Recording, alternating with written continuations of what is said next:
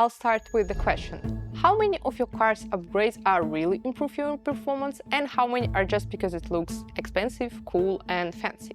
Today at FreshX we're diving into the crucial topic for mid-level and beginner drifters, unnecessary upgrades. So we'll tell you where drivers often waste money, which parts don't really need to be upgraded and you don't need to overpay for them, and which components actually worth investing in. So it will be useful even if you are not new in drifting, so make sure to be subscribed and let's immediately get started.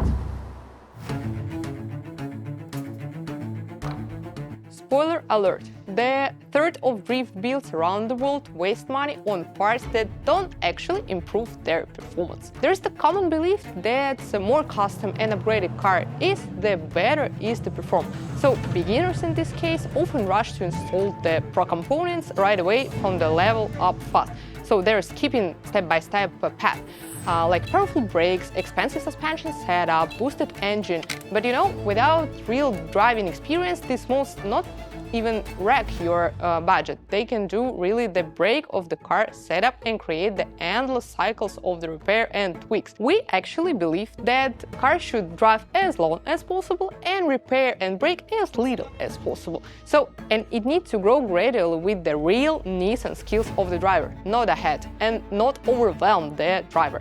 So since we've been in motorsport about 10 years and building cars for top drift teams, we actually know how to optimize and where it matters. So now we break down the 5 key areas which upgrades are unnecessary.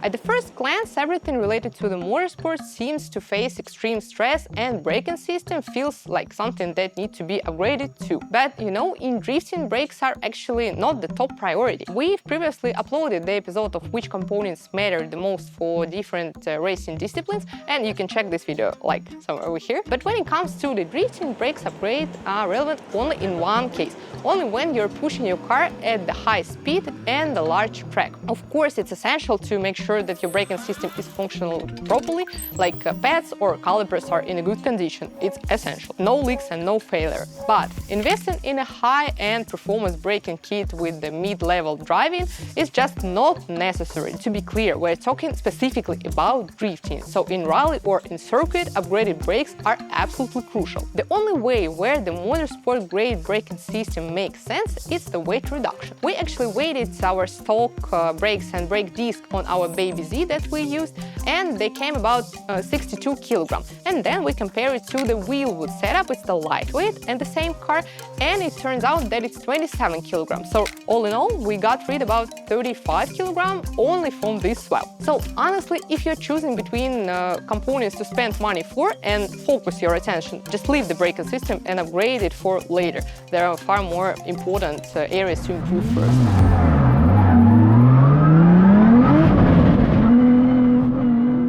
Surprised, but even on a tuned drift car, you don't necessarily need the high-performance clutch. And here is why. Remember the full chain of the torque transmission: engine, clutch, gearbox, drive shaft, differential, axles and wheels. At the peak load of drifting, all the torque and stress goes straight to the drivetrain components. And obviously, when it's critical moment, the way better to let the clutch slip than blow your gearbox or drive shaft or axles. Now, why it's actually okay if the clutch is the weakest link of the system? Think how it works. Everything rotated through the contact between the flywheel and the clutch disc. So when the clutch pedal is pressed, the flywheel and clutch disc just disengage, and now they can spin independently. When the pedal is released, they engage under pressure. So if the clutch isn't strong enough, it allows some slip between the discs and the flywheel. This slip just provokes the minor loss of the grip, but won't damage the gearbox or drive shaft or diff or axles even. So no major failure, just the bit of friction loss. But now imagine if you installed the racing grade clutch for 1000, for instance, horsepower on the car. Under the extreme condition, there is the huge mismatch between the engine torque and the wheel grip, and the super strong clutch doesn't give in. Instead, your gearbox, drive shaft or axles will take the hit, and trust us, those parts are more expensive to replace and more important. So that's why your clutch needs to be just strong enough, not overbuilt. You only need to upgrade it when your power level demands it, but not before.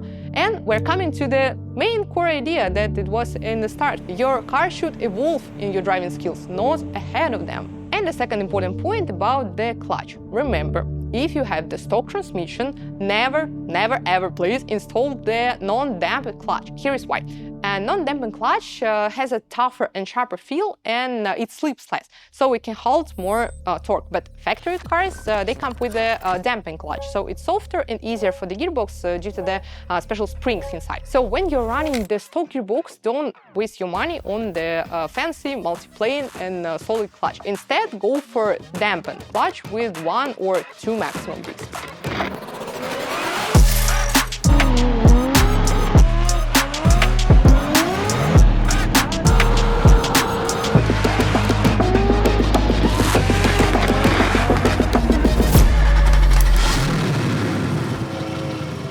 Important point about the engine that links to the last topic. It's a mistake to upgrade power too much and too fast without the reason. You can't just push the 1000, for instance, horsepower and then try to fix everything up later. Here's what happens. Let's say you double your power on the 300 horsepower to 600 horsepower, just make it twice. And when you're putting in the bigger turbo, the peak power of the turbocharger comes to much later and car pulls later. And this delay is way more critical when it's just the less power, because when you're chasing, you can still catch up, but if the power comes too late, you lose the time and most importantly, control of the car. Also, when you're boosting along the power, it means that you need to upgrade cooling, fuel, transmission 100%. So like we said before, more power means more change in the clutch and then upgrading the differential, drive shaft and all of this chain to the wheel. So early stages, you don't need the super powerful engine. It's smarter to spend the resources on the small upgrades on each part instead of the pushing everything hard in one area like engine.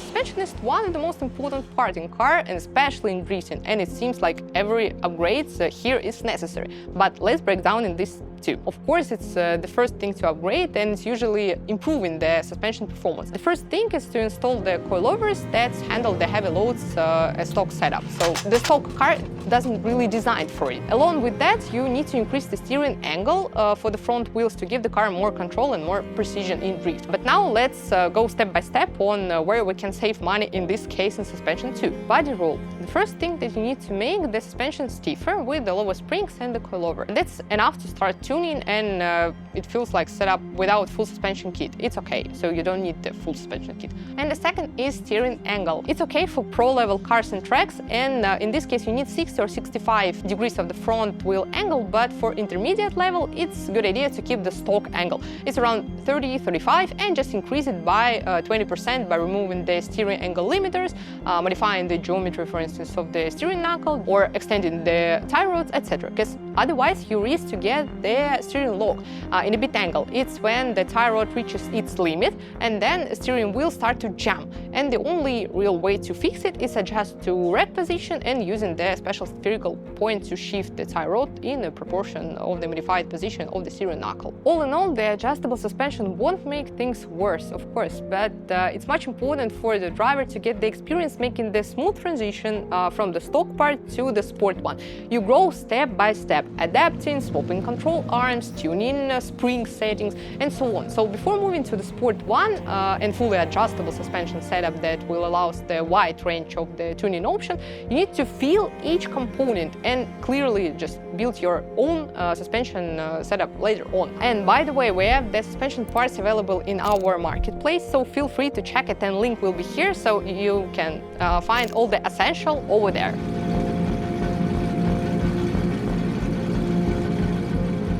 The last point and the most unnecessary expense is the wide wheels in a set. Tires and rims looks cool 100%, but they don't really add much of performance or need. The width should match the power of the best contact patch. From our experience, we recommend you have this guide. Around 300 horsepower, it's 245mm, around 400 to 800, it's 265, and more than 1000, it's around 285. Sure that these wide tires look stylish and aggressive, but they don't automatically mean the performance. So better to have this condition and these measurements to make it better.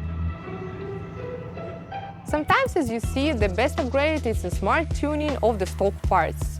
Buy not crazy expensive mods that will drain your wallet. Today we talked about the suspension, engine, brakes, clutch, and even tires. So let this video be your sign to rethink your build and upgrade plans. Maybe you need some upgrades, or upgrades aren't needed, and just a few small parts will solve your problem without any full replacement. And maybe we can help you here, because at the FreshX Marketplace you can find parts for smart and friendly price upgrades. So check the link in the description below and you'll find everything from the safety system or cooling system to the small fittings, bolts and nuts. Hope you liked this video and found it useful, so it's time to like it and share with your petrol head friends. And make sure to be subscribed. And see you there at FreshX.